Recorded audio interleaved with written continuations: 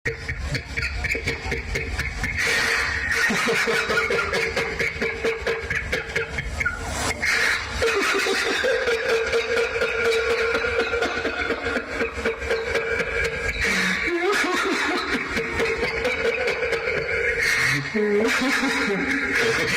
मेरी मौत का तमाशा देखने। अब मुझे लटका देंगे, जुबान ऐसी बाहर आएगी, आंखें बाहर आएगी, थोड़ी देर लटकता रहूंगा, फिर ये मेरा भाई मुझे नीचे उतारेगा, फिर आप चर्चा करते घर चले जाओगे, खाना खाओगे, सो जाओगे।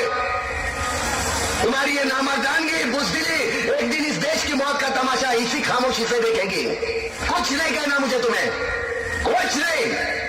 तुम्हारी जिंदगी में कोई फर्क पड़ने वाला नहीं। अंधेरे में रहने की आदत पड़ी है तुमको, गुलामी करने की आदत पड़ी है। पहले राजा महाराजाओं की गुलामी की, फिर अंग्रेजों की, अब चंद गद्दार नेताओं की और गुंडों की। धर्म के नाम पर ये तुम्हें बहकाते हैं, तुम एक दूसरे के गले काट रहे हो। काटो काटो। ऊपर वाला भी ऊपर से देखता होगा तो उसे शर्म आती होगी, सोचता होगा मैंने सबसे खूबसूरत चीज बनाई थी, इंसान। इंसान नीचे देखा तो सब कीड़े बन गए, कीड़े कीड़े रेंगते रहो, सटते रहो, मरो, आए और गए, खेल खत्म। क्यों जिए मालूम नहीं, क्यों मरे मालूम नहीं। कलम वाली बाई क्रांति लाना चाहती थी, कलम के जोर पर काले वर्तमान को खत्म करना चाहती थी। कौन समझा उसकी बात को? 60 साले मुर्दे, जिंदा लाशे, किसे जगाती वो? मैं जाग गया, कुछ अच्छा काम करके जा रहा हूं, सुकून है। लेकिन ध्यान में रखना, तुम्हारी ये खामोशी कल तुम्हारे बच्चों के लिए रोना बन जाएगी। ये कानून वाले, वर्दी वाले नेता, इन्होंने अपना ईमान दे दिया। एक दूसरे को जलाते वक्त तुम्हारा ईमान कहाँ गया था? भाड़ में।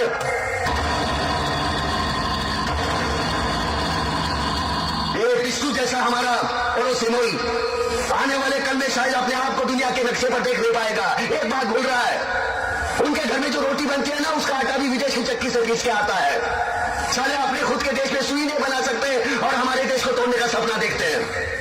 वो ये सपना देख सकते हैं क्योंकि उन्हें मालूम है ये मूर्खों का देश है। वतन के लिए किसी को कोई हमदर्दी नहीं है।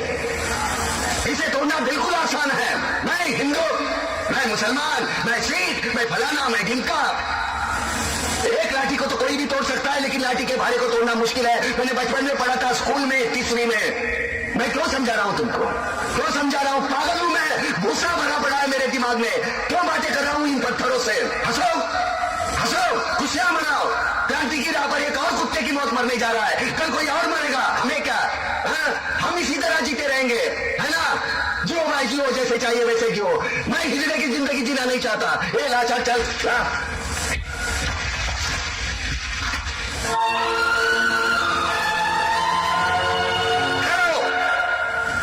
फांसी नहीं हो सकती।